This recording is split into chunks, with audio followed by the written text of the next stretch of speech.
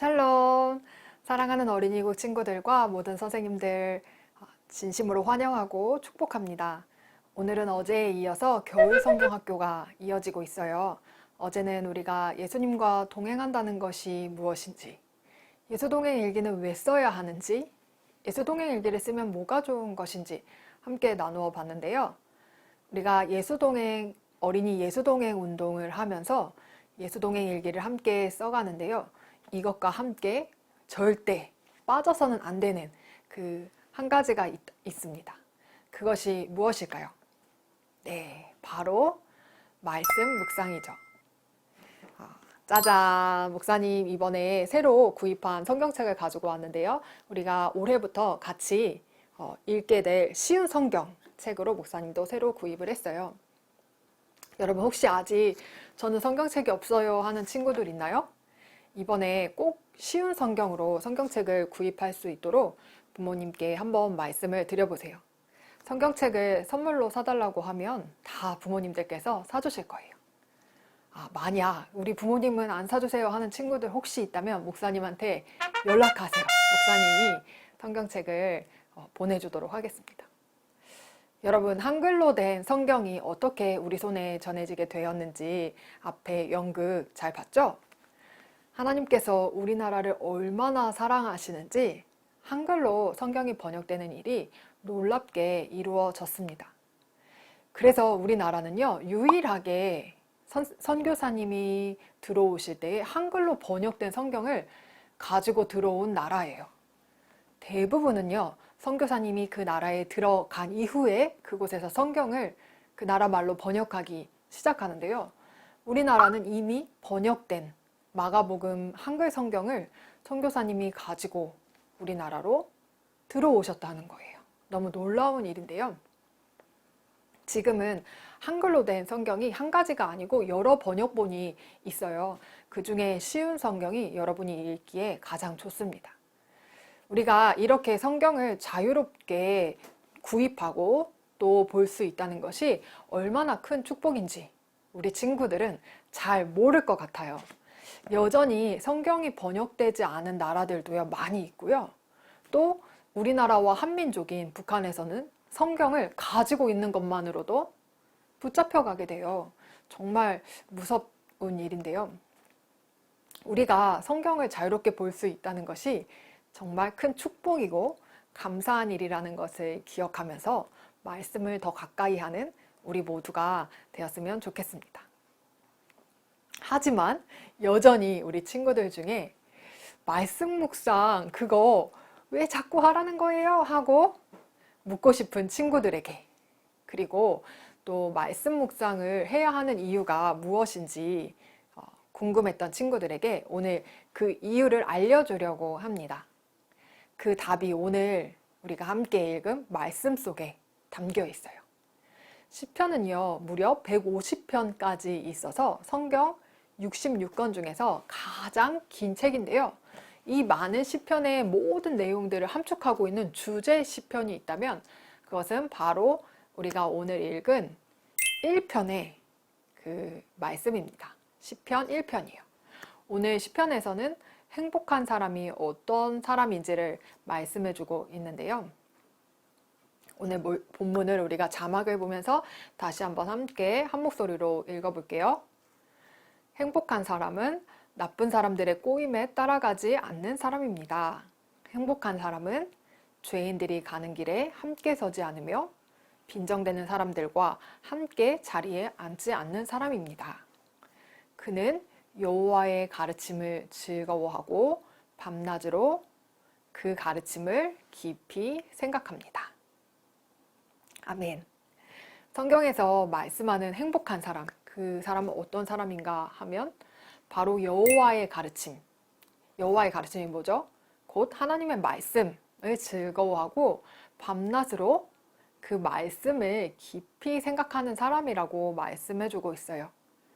사람들은요, 모두가 다 행복하게 살기 위해서 그것을 목표로 열심히 살아가요. 그런데 참 이상한 것은 진짜 행복하게 사는 사람들은 그렇게 많지가 않다는 거예요. 왜냐면 잘못된 방법으로 행복을 찾기 때문이에요. 오늘 말씀을 보면 행복한 사람은 나쁜 사람들의 꼬임에 따라가지 않고 또 죄인들이 가는 길에 함께 서지 않으며 빈정되는 사람들과 함께 자리에 앉지 않는 사람입니다 라고 말씀하고 있는데요. 이것을 한마디로 하면요. 행복한 사람은 죄를 짓지 않는 사람입니다 라는 거예요. 세상의 기준과는 완전히 다르죠. 세상의 기준으로는요. 성공해서 명예를 얻고요.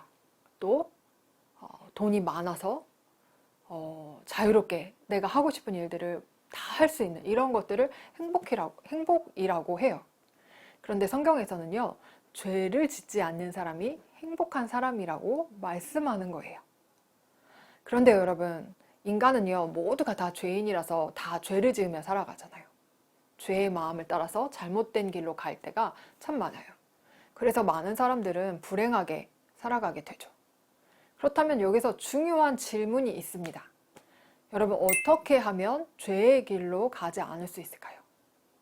그 말씀이 오늘 2절에 그 답이 2절의 말씀에 있어요. 다시 한번 우리가 함께 너무 중요하니까 다시 한번 이 말씀 읽어볼게요. 그는 여호와의 가르침을 즐거워하고 밤낮으로 그 가르침을 깊이 생각합니다. 죄의 길로 가지 않을 수 있는 방법, 그것은 곧 하나님의 말씀을 즐거워하고 그 말씀을 밤낮으로 깊이 생각하는 것이다 하는 것이에요.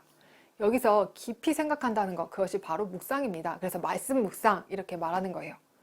그렇게 하나님의 말씀을 즐거워하고 그 가르침을 깊이 생각하는 사람이 행복한 사람이다 말씀하고 있어요. 사람들은요, 누구나 다 행복해지고 싶어 하는데요. 행복해지려면 어떻게 해야 한다고요? 네, 말씀을 깊이 생각해야 해요. 이것이 우리에게 있어서 가장 중요한 것입니다. 그런데 교회를 다닌다고 하면서도요, 말씀을 꾸준히 묵상하지 않는 사람들도요, 많아요. 왜 그럴까요? 네, 말씀이 어렵다는 생각이 들어서 그럴 수도 있고요. 말씀을 보는 것보다도 재밌는 TV 프로그램이나 유튜브나 또 게임이나 이런 일들을 하면서 시간을 많이 빼앗기기 때문이기도 해요. 이렇게 교회를 다니고 예수님을 믿는다고 하면서도 말씀을 가까이 하지 않으면 믿음이 자라지 못하고 또 그로 인해서 죄를 짓게 되고 잘못된 길로 가게 됩니다.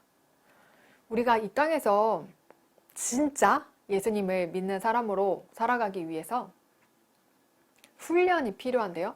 그 중에 가장 중요한 훈련 중에 하나가 바로 말씀을 날마다 꾸준히 묵상하는 것이에요. 훈련은 가끔 하거나 생각날 때만 하거나 또 하고 싶을 때만 하는 것이 아닙니다. 훈련은요, 날마다 꾸준히 하는 것을 말해요. 운동선수나 악기를 연주하는 사람이나 또 노래를 하는 사람이나 또 모든 일에는요, 훈련을 꾸준히 하는 것이 가장 중요해요.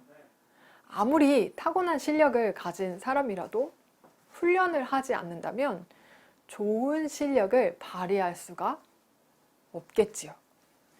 우리가 말씀을 묵상하는 최종 목표는 예수님처럼 생각하고 행동하기 위해서예요.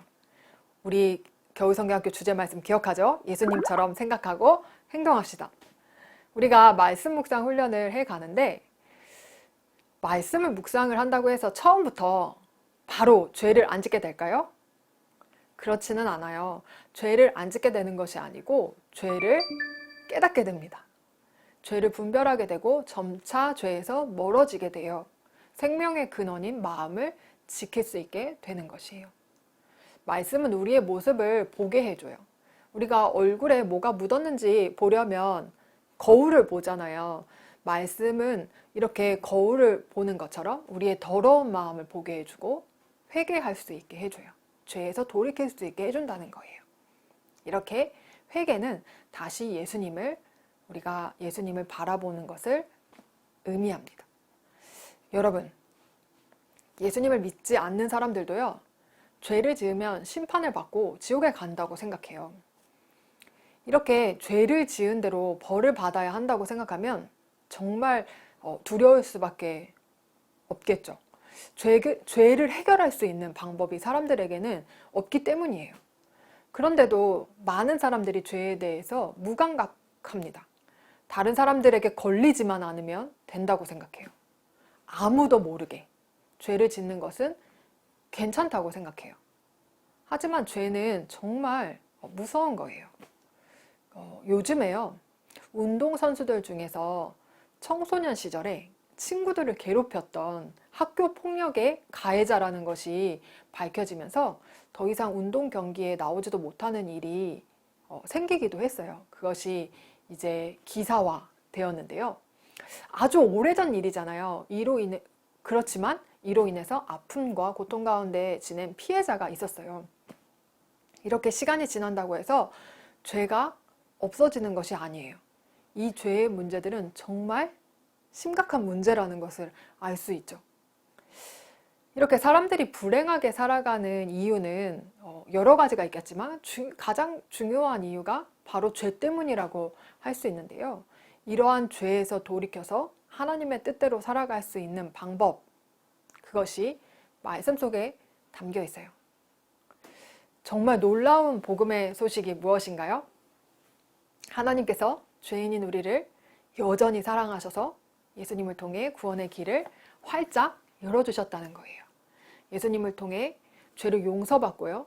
이제 예수님이 우리 마음의 주인임을 믿고 살아가는 우리는 죄를 지어도 다시 돌이켜 회개하면 그 죄를 용서받게 된다는 거예요. 죄를 용서받을 수 있는 길이 말씀 속에만 있어요. 이렇게 죄를 용서받는다는 것은 정말 엄청난 은혜입니다. 그리고 예수님이 우리 마음에 오셔서 우리와 언제나 함께 하세요. 선한 목자이신 예수님께서 우리를 인도해 주세요. 이제 정리를 하겠습니다. 말씀 묵상을 하는 이유, 그것은 한마디로 죄에서 돌이킬 수 있기 때문이에요. 그리고 말씀 묵상을 꾸준히 하는 그 사람이 가장 행복한 삶을 살아가게 돼요. 우리 모든 어린이국 친구들과 선생님들이 세상에서 가장 행복한 사람들이 다 되기를 예수님의 이름으로 축복합니다.